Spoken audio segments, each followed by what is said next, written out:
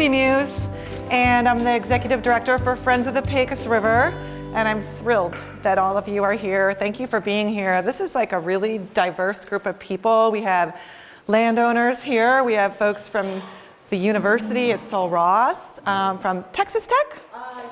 UTEP. Texas El Paso. It's just a really neat group of people, so thank you all for coming. I guess I want to start by thanking a couple of the partners that made this possible today. So you'll be hearing from Jeff Bennett. He's with the Rio Grande Joint Venture. They're based out of Alpine. You'll learn more about their work, but they helped us put this on today, so thank you, Jeff. And Billy Tarrant is here with the Borderlands Research Institute at Sul Ross. Thank you so much for being here. And Don Lalo is here, also from the university, from the Trans-Pecos Grazing Lands Coalition? Cooperative.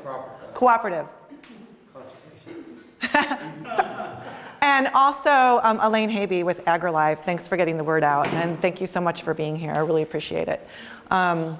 We also have 3 board members in the room that I really would love to recognize. So Ira Yates, if you haven't met him, he's the founder and president.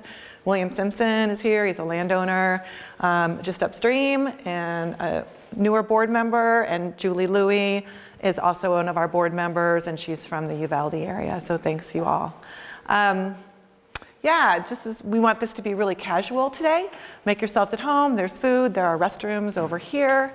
And yeah, I want to just kind of create the setting a little bit and help us all think about the Pecos River. I was on a long call yesterday with the International Boundary Water Commission, listening to folks talk about the Rio Grande River and all of the challenges of that river. It's a large river system, and water's dwindling, and Lake Amistad is decreasing by 33% annually is what they said on the call. And so the Pecos River is part of that Rio Grande River system, and some of the challenges that are happening on the Rio Grande are also happening on the Pecos, and I would say then some. So, if you think of the river starting in New Mexico in the San Cristo Mountains, where it's beautiful mountain stream, right? Flowing through New Mexico, we can envision it. The salt flats, the agricultural irrigation lands through New Mexico. And then of course there's this relationship with Texas and New Mexico where we have the compact agreement and some questions really right now about water coming into Texas from New Mexico. There's a credit built up where there's not water coming as it should be. You get across the state line, you've got Red Bluff Reservoir. The Red Bluff Water Power and Control District. They also manage the 7 irrigation districts, and a whole lot going on in that part of the state with the oil and gas industry, fresh water being used for oil and gas production. A lot of transition up there from those irrigation districts that were created for agriculture irrigation, and it's really not agriculture going on up there, right? It's all production. And then you come downstream and there's the impoundments of the irrigation districts, but then you have the residual, right, from industry up in that area, from produced water to gravel pits and just all kinds of things. So you get a little bit further down, this stretch of river from Imperial to Sheffield is a little bit in transition, right? We're below some of those issues that I call upstream issues. But we're also above the lower Pecos Canyon land. So you get below Sheffield and you see the river really change. You've got inflow from Independence Creek, fresh water flowing into the river that's reducing the salinity and really creating what's a spectacular canyonland recreation area, just a gorgeous area with the landowners down there, and then on to Lake Amistad. So I just like to think about the river as we begin. And Friends of the Pecos River, we're based here in Ira Ann, and we're really working this center section from Imperial to Sheffield.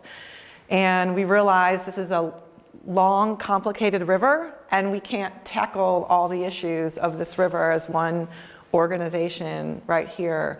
But we have to have that awareness of what's happening upstream and downstream. So we were created in 2021.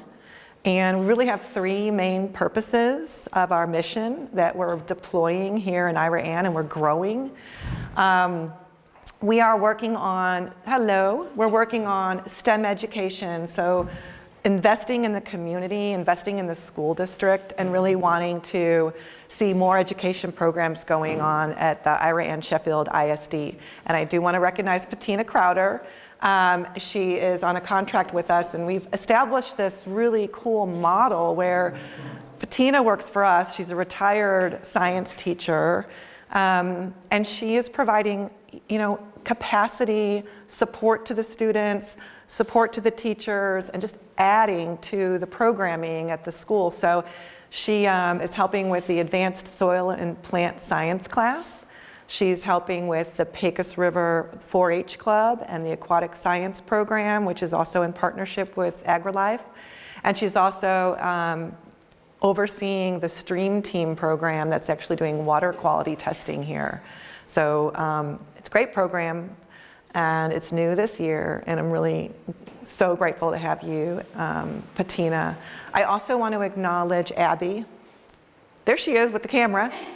And so Abby is a graduate from the Iran School District, and she's getting her master's now, working on her master's from Sul Ross State University. And she is serving Friends of the Pecos River as our communications intern. And she's fabulous. And so she's from the region that her mother is the teacher here. So anyway, I wanted to kind of let you know about the STEM education program. The other two areas of focus that we have are science and research. So we're really interested in seeing a better understanding of the river and more data. So we found a grant and helped support a partnership to receive grant funding through the Bureau of Reclamation.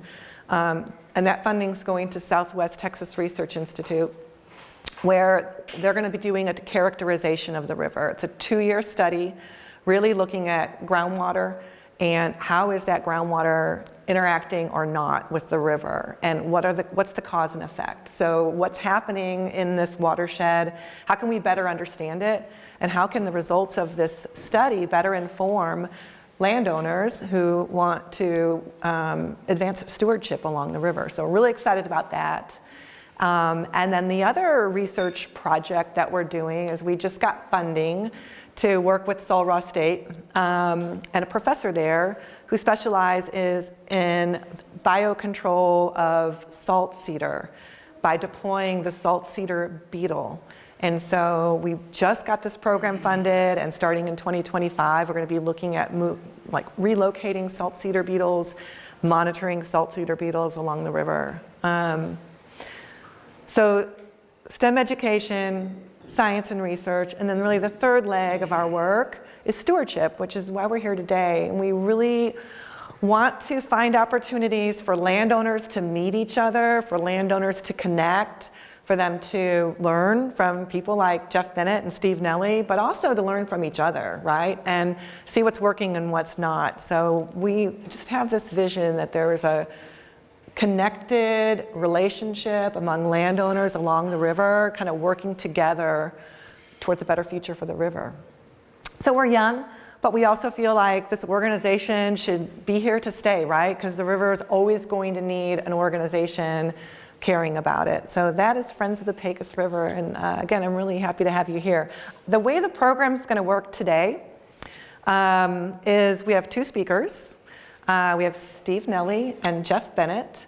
Each one is going to speak for 20 minutes or so, and we'll have an opportunity to ask questions. So I do encourage you to be thinking about a conversation with these two really amazing people and how these conversations might go. So hold your questions, we'll have time for it.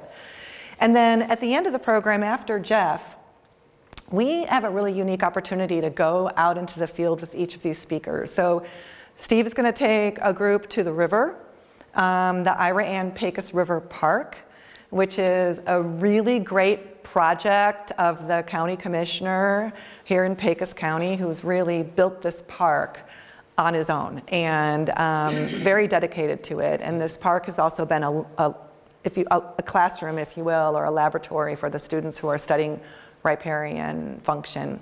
So there could be a group of people go with Steve and walk and talk along the river a little bit, learn about the plants in the river. And then another group of people can go with Jeff, and we're going to go to Williams Ranch, Pecos, June, which is a little bit further upstream. Take a walk in the field and look at the river there and look at the land and what's going on. So be thinking about that. And we'll divvy up the group at the end of the session.